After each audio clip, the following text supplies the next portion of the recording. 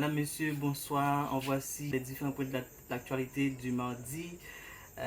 10 octobre 2023. L'ancien sénateur haïtien John Joël Joseph a plaidé coupable devant un tribunal fédéral de Miami d'avoir conspiré pour tuer le président Jovenel Moïse. Selon les informations du Miami Herald, l'ancien parlementaire est admis avoir collaboré avec plus d'autres conspirateurs en Haïti et en Floride du Sud pour organiser l'assassinat de Moïse, notamment en organisant des réunions avec des commandos colombiens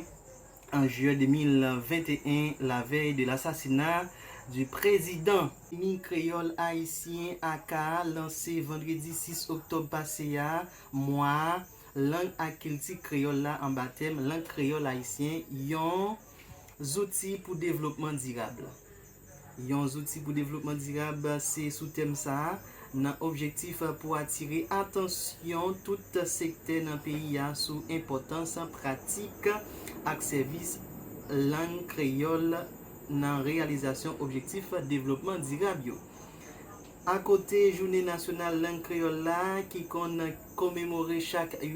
28 octobre, a commencé une série d'activités qui visaient promouvoir et améliorer langue akilti haïtien. Pour commencer avec réunion annuelle ça académie a organisé une journée échange avec participation poète, chanteur, musicien et écrivain danseur avec l'autre artiste haïtien qui partageait œuvres artistiques yo te produit dans langue maternelle yo. Ensemble avec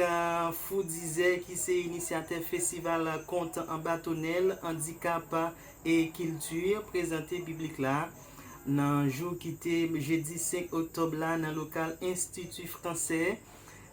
en Haïti Vibration qui c'est un spectacle qui marronné conte à poésie et puis lecti braille. Dans une salle qui pas prend temps pour le plein public là t'es commencé pour venir regarder Sandy Pierre lui un artiste qui vivent avec déficience visuelle qui jouer Sandy plein salle là avec voix li il commencé mettre salle là sous meli et puis tomber chanter un petit chant qui était capable de rappeler nous ambiance qui qu'on gagne dans la couille les tout le monde réuni pour yo tirer compte. Le Canada annonce qu'il va accueillir 11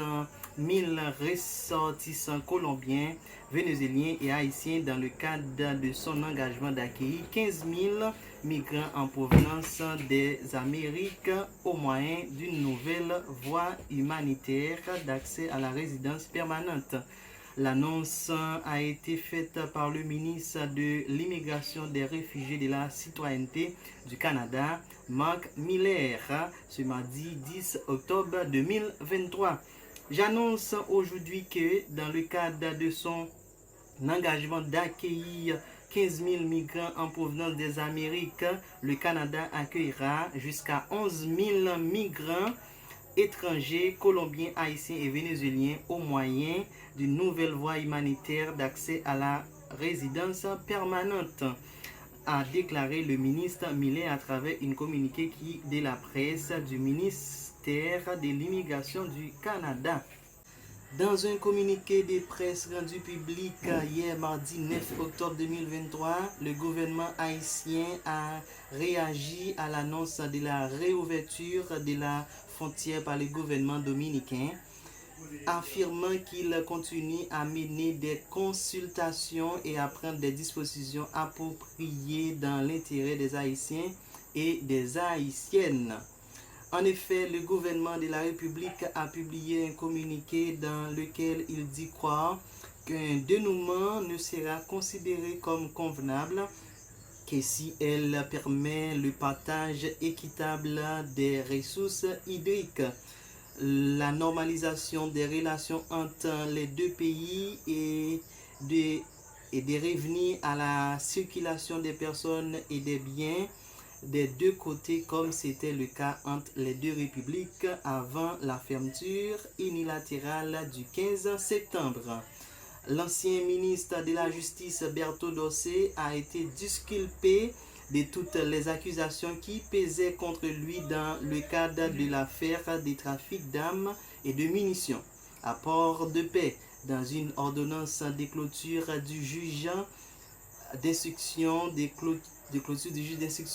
Walter Wessé, 5 autres personnes accusées dans cette affaire qui a éclaboussé l'ancien numéro 1 du ministère de la Justice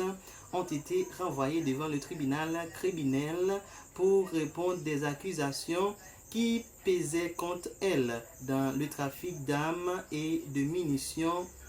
la fraude de la corruption. La Banque de la République d'Haïti, BRH, a accueilli ce lundi 9 octobre 2023 son nouveau conseil d'administration présidé par l'économiste Ronald Gabriel. Sa nomination a été décidée lors du conseil des ministres tenu le dimanche 8 octobre 2023 en remplaçant de John Biden Dubois. Le nouveau conseil d'administration de la BRH comprend des membres tels que Grégory Henri Fils, vice-gouverneur, Mathieu Fortuna, directeur général, Florian Jean-Marie et Michel Delerne en tant que membres. Le ministre de la Défense et les forces armées haïtiennes annonce une opportunité pour les jeunes haïtiens souhaitant servir leur pays et contribuer à sa sécurité nationale du 9 au 29 octobre 2023. Le recrutement des candidats cadets sera ouvert, offrant ainsi la possibilité à la jeunesse haïtienne de s'engager dans une carrière militaire.